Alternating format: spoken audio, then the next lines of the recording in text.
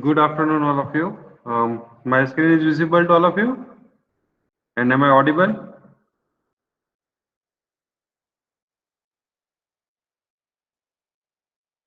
Yes, am I audible? Okay.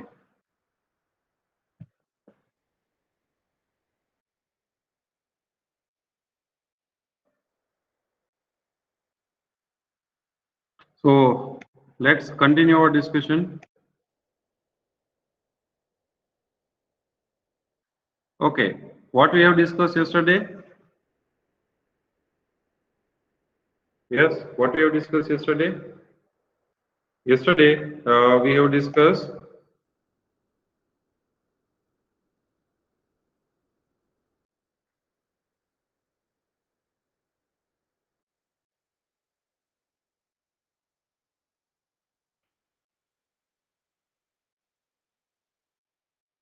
terminologies. Okay, what we have discussed in terminologies?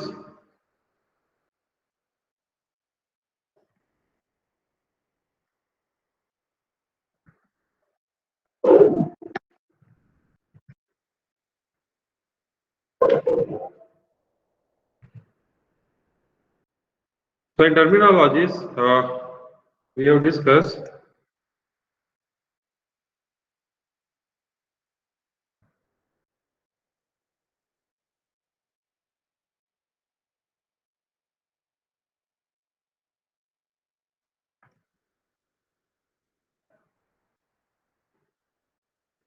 discussed various terminology like, let's say, accuracy, algorithm. We have started. We will be going with terminologies in alphabetical order. So hmm, we will start with accuracy, algorithm, attribute. Okay, so we have started with that.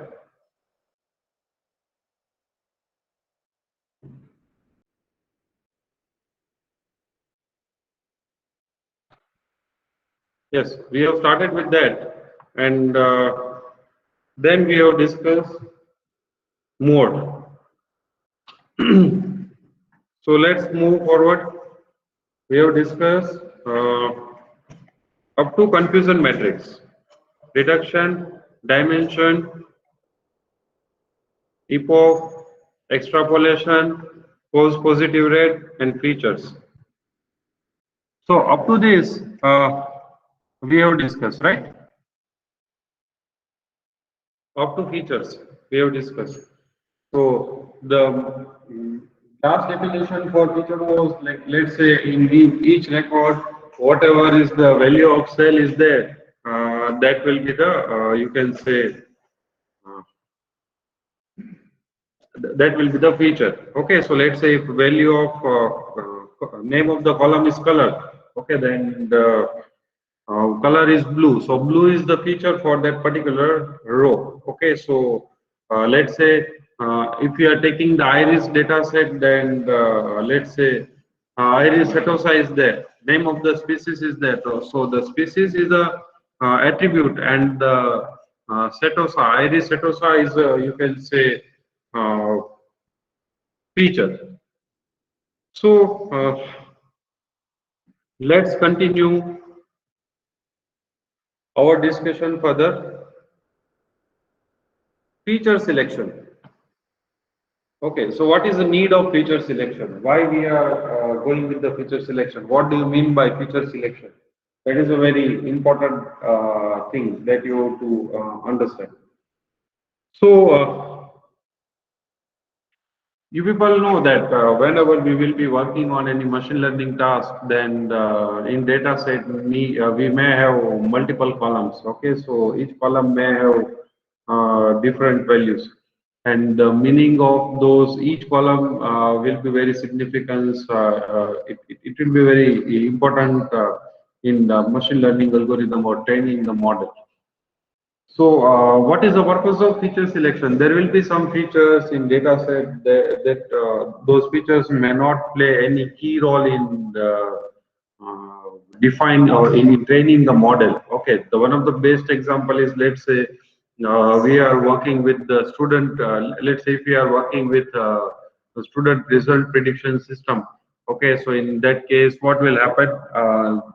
Let's say in our data set, we will have student name and student enrollment number. Okay, so name and enrollment number will be non-repeating feature, or you can say unique feature. Okay, each student will have a unique name, or and each student will have a unique enrollment number. So these features won't play any key role in training the algorithm, okay, or in training the models. So for that purpose, we have to remove those features from the selection set. So the feature selection is a process of creating a selected feature for model training purpose and using them for creating the model. Next is feature vector. So feature vector is nothing but you can say the representation of data or data set into mathematical feature space called vector space. Okay, so I have discussed with Chetan sir. So sorry is going to start discussion with the vector space. So feature vector is nothing but simply a representation of data into mathematical vector space. Now. Gradient accumulation.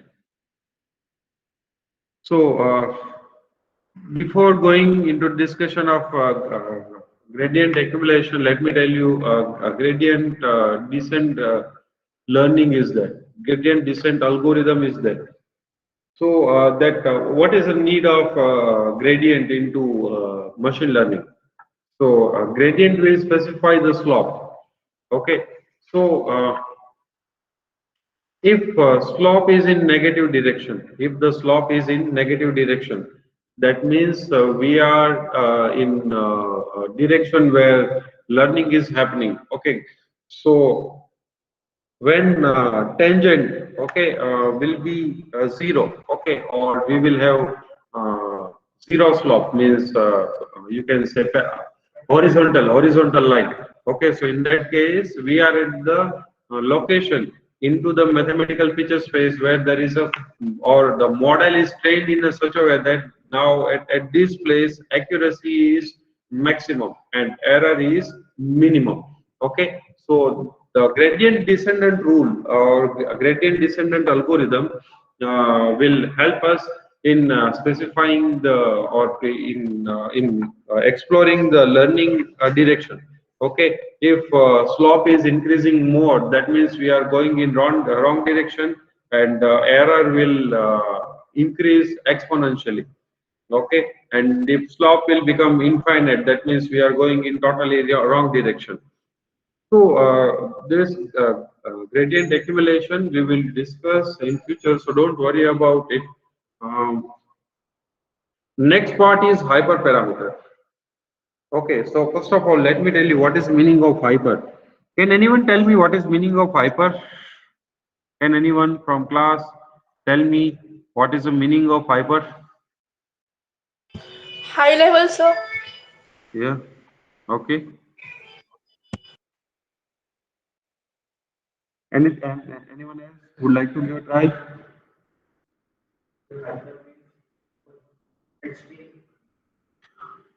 Okay, in mathematical terms, yesterday also I repeated, today again I am repeating. More than normal. Um, Let me tell you, if it is dot, if it is dot, okay, then it is one dimension. If it is line, okay, if it is point, okay, if it is point, then it will become two dimension. It will become two dimension. Okay, if we draw a sphere, then it will become three dimension. Okay, and above three dimension, it is called as hyperdimension. It is called as hyperdimension. So what is this hyperparameter? Hyperparameters are the parameters which will help us to create the uh, boundary in hyperdimension. Okay, in hyperdimension. Okay, so if you are going with, let's say, Beyond 3 dimension, we cannot visualize. Okay, beyond 3 dimension, we cannot visualize. So let's say we are going with 4 dimension, 5 dimension, 6 dimension. So in that case, this parameter will help us to specify the hyperplane. Now, what is the need of hyperplane? Now, hyperplane will decide the boundary. It will decide the boundary. The way we are creating the boundary in between the countries. Okay, so this hyperplane will create an boundary, and above the boundary, just for example, above the boundary there will be sample of class 1. Below the boundary there will be sample of class 2. Okay, in case of binary. If it is multi-class classification, then we will have a multiple hyperdimension plane, okay, or you can say hyperdimension shape. Okay, so where each closed shape will specify one class. Each closed shape will specify one class. Okay, another closed shape will specify another class. So what is this hyperparameter? Hyperparameter are the, you can say, tuning parameter of your algorithm. Okay, these are the tuning parameter of your algorithm. If you want to tune your algorithm, then you have to adjust the hyperparameter. For example, in case of support vector classification or support vector machine, kernel function will be hyperparameter. In case of, let's say, neural network, okay, in case of neural network, number of hidden layer will be the hyperparameter. The activation function will be hyperparameter.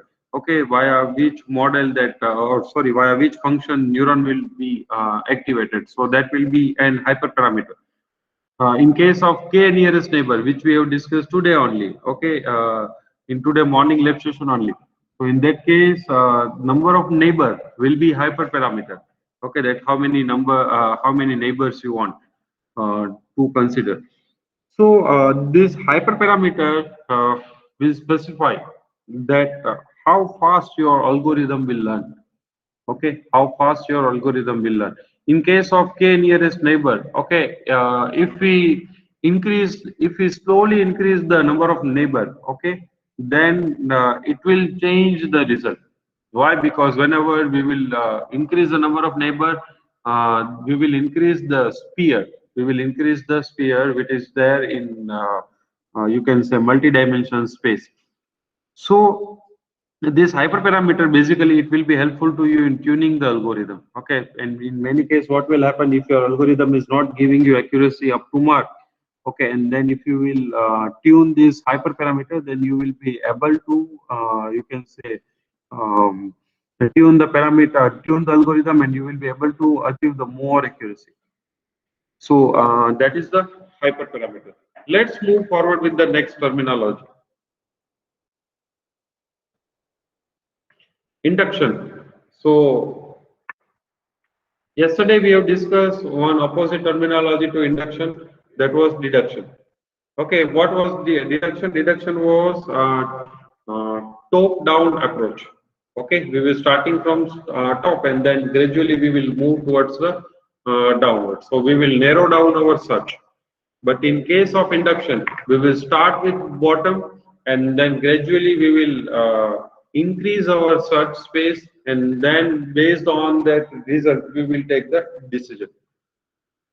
So yesterday it was deduction was top down. So here induction is bottom up approach to answering the question or solving the problem, and logic technique that goes from observation to the theory. Okay, yesterday it was theory to observation. Yesterday it was theory to observation. That we will have a theory and then we will try to map the observation on the theory. Okay, then we will take decision. And here we will have observation and then we will try to map that observation into theory. For example, we keep observing X, so we infer that Y must be true. Okay, and yesterday it was that, like, let's say if that is Y, then if there is Y, then in observation there should be X. Okay, or that output should be there, X output should be there. Instance. So instance means a variable of data set. Okay, so if in data set we are having 100 objects. So out of 100, if you will select any particular object, then that object is called instance. Label. Now this is the most important thing. Okay, without this, even our learning is not possible. Okay, without this, our learning is not possible. Let's say in the column part. Okay, let's say in this part, if I say this color is red color, if I say this color is red color, okay, then what you will say? I am incorrect. Why? Because which label you people have given to this color? Blue. Okay, so label is giving a short identity. Okay, everywhere it is not possible to describe everything using attributes. Okay, so let's say if I will show you mango, okay, so you cannot describe everywhere that it is having an orange color and it is having sweet taste and there will be a big, huge pit inside the mango, okay, and so all these characteristics you cannot remember. So what you will do, you will remember the label. So whenever you will give that, whenever you will tell that label to someone else, okay, that then that algorithm or that trained model will automatically gain the or it will come to know that what you want to say. Okay. Now when there will be the problem will be if you will give this label to any untrained model. Okay, then it will create problem. Okay, what will happen if you will say mango to some person who has never seen mango in his life? In that case, what will happen? Anyone from class? Yes, that person will be confused. Okay, that person will be confused because that person know the label, whatever you taught. Okay, but that person don't know the features for that label. Okay, that which are the features for mango. So label, the answer portion of an observation in supervised learning. Okay, and it will be part of classification only. Label. Okay, in case of clustering, there won't be any label. So in case of clustering, there will be characteristics. So if there are 1,000 characteristics, then you have to remember 1,000 characteristics, and then you have to form the group of those objects based on the characteristics. You have to remember everything, and you have to compare all the characteristics. So yes, yes.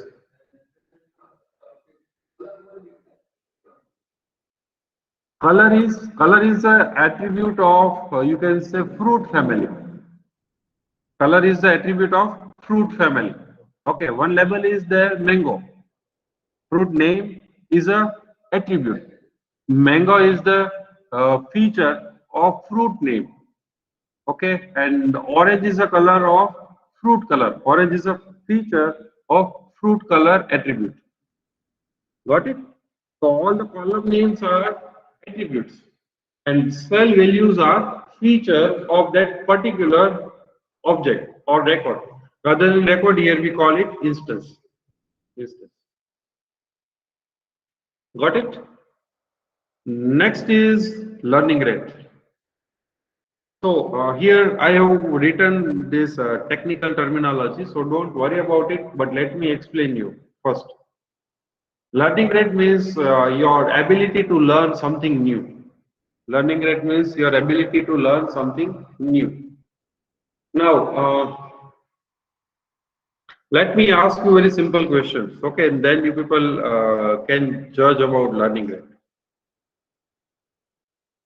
If you will prepare for any subject throughout the semester, okay? If you will prepare for any subject throughout the semester, then how will be your exam?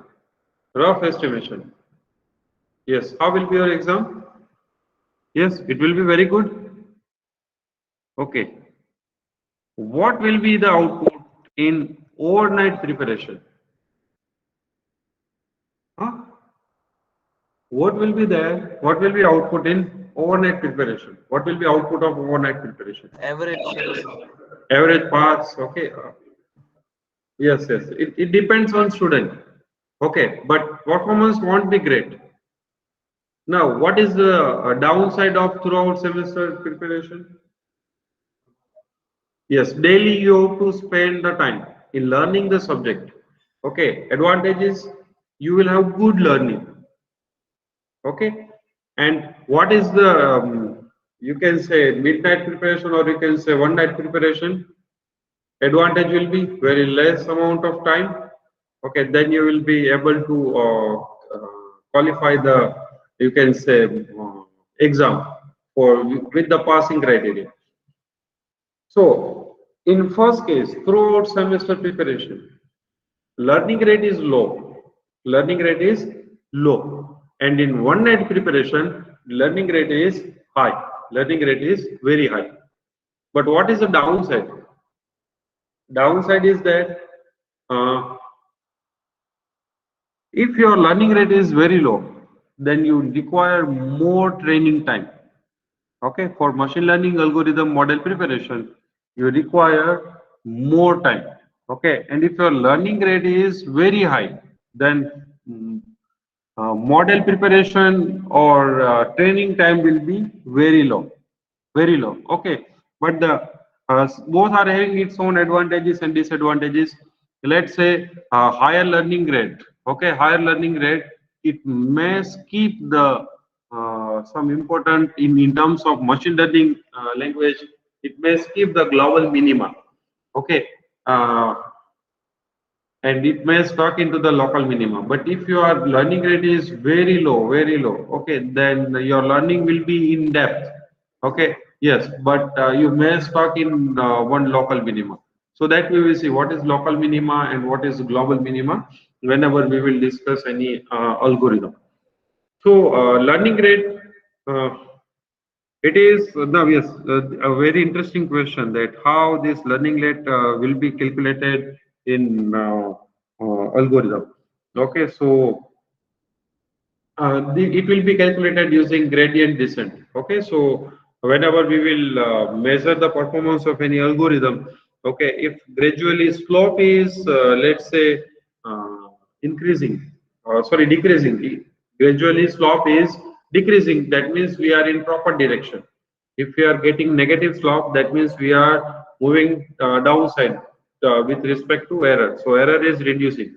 Once gradient is at the gradient is parallel to horizontal line. Okay, or you can say gradient is parallel. That means we are at the minimum error.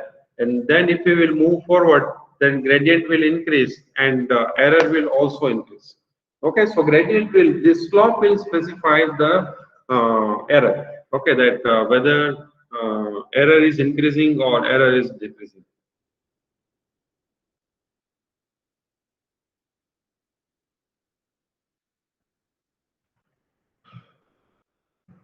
Yes, so let's move forward.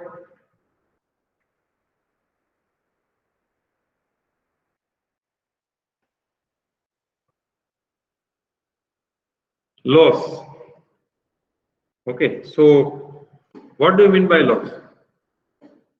Loss means true values minus prediction. True values minus prediction. Okay, so how I will say that this is the loss. If I will give you 100, yes, if I will give you 100 mango to identify, okay, to classify, and out of those 100, if you are identifying 50 percentage or 60 percentage as mango and 40 percentage as a non-mango element, okay, so that then those 40 are my loss. Okay, then those 40 are my loss.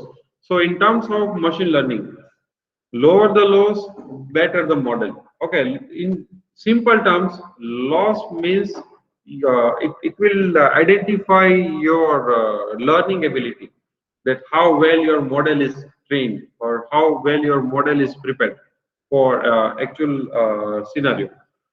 So loss is calculated on training and validation. What is validation? Validation, this is something like we are doing in routine life. So what we will do, although by default we know that mango is sour. Okay, not mango, but lemon is sour. Okay, but what we will do, we will ask a child. You just test it. It is very sweet. It is very sweet. Okay, so after testing it, if that child is not reacting properly, okay, means he's saying that no, this is really sweet, then you will have doubt about his sweet, or you can say test, that how this person is testing. Uh, yes, so there may be some problem. So that is validation. Means you know the class of object which you are just giving to model for testing purpose.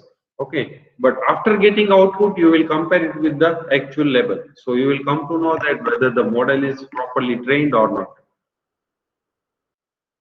Now, unlike accuracy, loss is not a percentage, it is summation of error made for each example in training on validation set.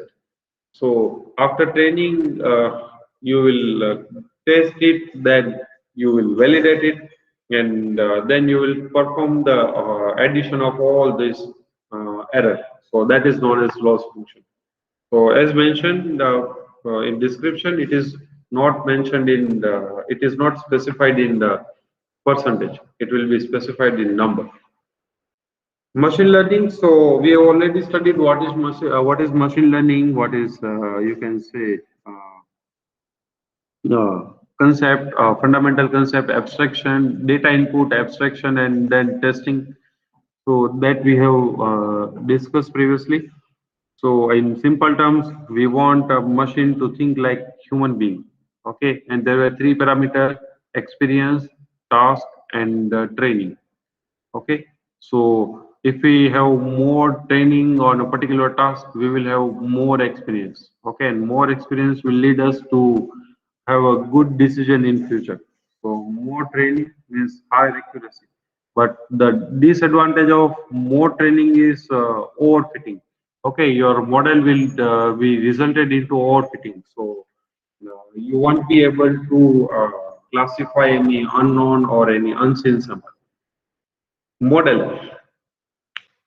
So your brain is your model, or your brain is model. Okay, so whatever you learned till now in your life, it is stored in your brain.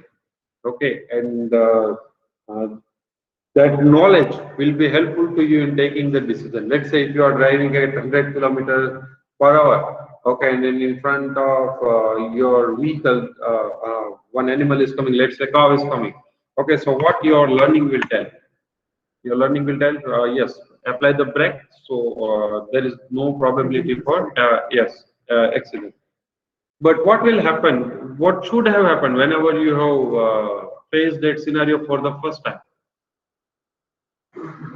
Yes, for first time, we know it very well. So first time you made the mistake, okay, but from that mistake, from that training, you gained the experience, and then you came to conclusion that in future, if we are seeing any animal on the road, okay, then we should apply the practice. Okay. And with that also, let's say you will categorize your learning. How? Let's say if any animal is walking on the road, then you will try to go from the back side rather than going from the front side. Okay. So that, what is that? That is learning that you have gained through the experience. Because in past you may have made mistake that you, if you will try to overtake from the front side of that animal, then you may have faced the accident. So all these things will be part of training. Okay, and by training we will have a solid model, and that model will be helpful to us in taking the decisions.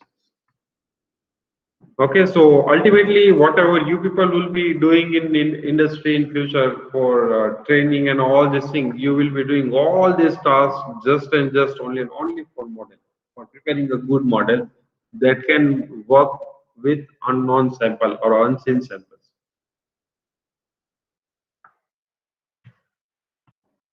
Neural networks. Yes. So these are the neural network is a, you can say part of human being, okay, our brain. So scientists have tried to copy this neural network for learning purpose. Okay, and they've implemented using a mathematical model, the way we are learning. So neural networks are, you can say, mathematical algorithm modeled after brain's architecture designed to recognize pattern and relationship in data. So here we will try to study the neuron as well. Okay, the neuron is the individual part of neural network uh, where it will play a key role in training. So combinedly we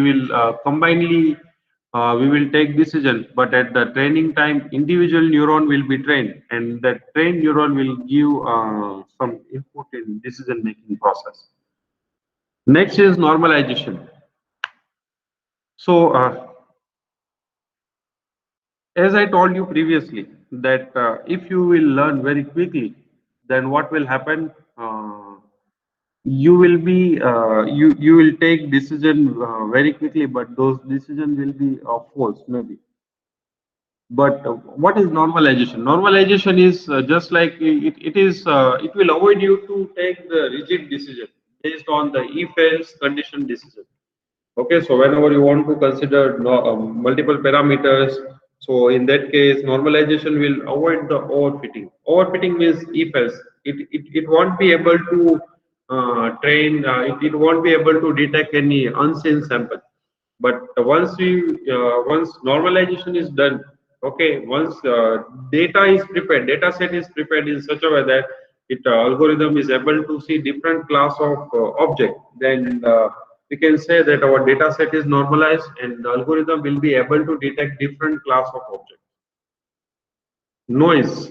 So any irrelevant information or randomness in data set, it is known as noise. Okay. So sometimes it may happen that let me give you one best example of noise. Okay. Let's say we are having student data set and SPI value is 100 or 99. Okay, so then we can say that it is noise. Why? Because SPI value must not exceed 10 in any case. Okay, so noise is any irrelevant information or randomness in the data set. Next is null accuracy. So as you look at if you look at the definition terminology of null accuracy, then they have mentioned that baseline accuracy that can be achieved by always predicting the most frequent class. So this is something like mm, basic learning or minimum learning. Okay, let's say algorithm should have learning ability to at least classify the 20 percentage of object correctly, minimum 20 percentage. So that we will consider that 20 percentage as a null accuracy.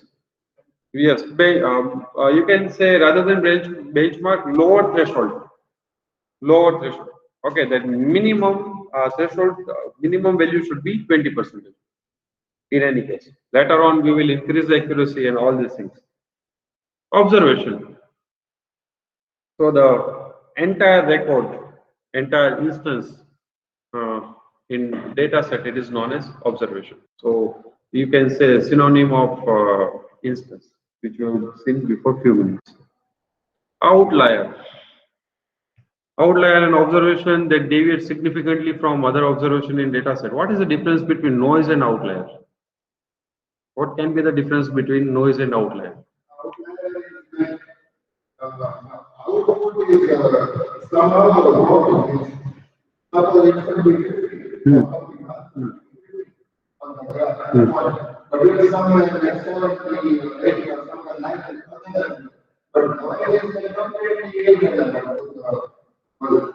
Okay, good try.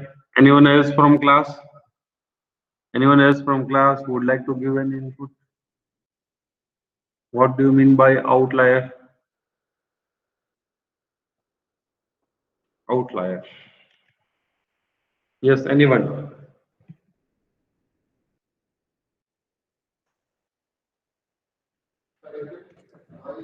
सब common कोई भी PCB data, any from any data set of any observation of a data set that that significantly differentiates other observations. Okay. Let me give you a very simple example of outlier. Very simple. Your class topper is outlier. Your class topper is outlier. Because let's say most of the class average of SPI, let's say it is around 6 to 8. Okay. And topper will have SPI 9.8, 9.9. Okay. So the difference between noise and outlier is that in case of outlier, values are valid. Values are not invalid. Values are not invalid. But in case of noise, those values were irrelevant or it were random. Okay. While in case of outlier, values are genuine. Values are not irrelevant. Okay. It is relevant. So if you will try to form the cluster of class, let's say if I say that form the group of students who are having SPI in range of let's say 4 to 6, 6 to 8, and 8 to 9.9 or 10. Okay, then where there will be the maximum number of students in second group. Okay, 6 to 8. So below 40, if I say that below 404 to 4, let's say 4 SPI, then those students will be a failed student. So they are also outlier. And topper is also outlier. Why? Because it is deviating significantly from the common mass. From the common mass. And outlier will comes into the picture whenever you are working with unsupervised learning, or you can say clustering. Okay. So outlier detection, it is an let's say very important research topic in machine learning, unsupervised machine learning. Okay, because what will happen in many cases, it will give you idea about some you can say some special conditions in your data set. Okay, and the data set is created from real world, so outlier will play a very key role.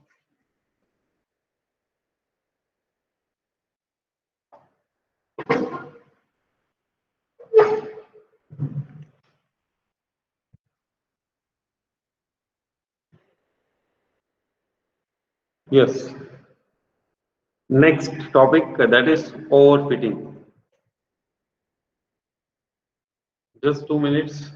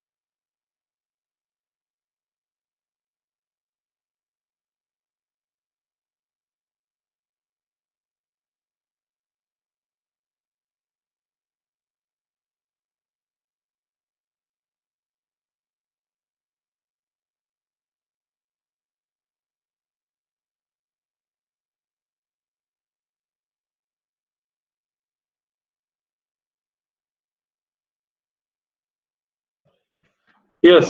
So let's discuss overfitting. When overfitting will occur. This best example of overfitting is mugging up something for exam. Best example of overfitting is mugging up something for exam. Okay, so if we take a good example of overfitted model versus trained model, Okay, then we can say Chatur versus Rancho. Okay, Chatur is overfitted model. Chatur is overfitted model. Okay, where he will mug up everything, and if there is something out of that content, okay, then Chatur will fail. Okay, while learning ability of Rancho is, you can say, good. Okay, if he has learned the concept rather than focusing on any content that then okay. And one more very important thing, if anybody is going to mention this thing in exam, then definitely I'm going to give you 0 marks. Okay, this is just for your understanding. Okay, so you can understand it very well. I'm just giving you analogy, and most of you people have seen the Three Idiot movies, so that's why I'm giving you this example. So overfitting will occur when your model learns the training data too well and incorporate details and noise specific to your data set. Okay, so that Chatur will also mug up the exercise which is given at the end of each chapter. So that is, you can say, detail and noise. Okay, so you can tell model is overfitting when it performs great on your training data. Okay, so if there is a question paper from the book, then yes, yes, yes, then we will get good result. Okay, but if it will it perform very poor on test data, or you can say unseen sample. So that is overfitting. Okay, parameters and precisions and recalls, recall versus precision, regression, regularization, that we will see later on. Okay, so in today's session, let's keep up to this. Let's keep up to this, and more we will discuss in next session. Okay, if anybody is having any query, any doubt in this, then they can ask the question. Otherwise, let's conclude our lecture here. Okay, simply put down uh, your attendance in chat box, and then you can leave.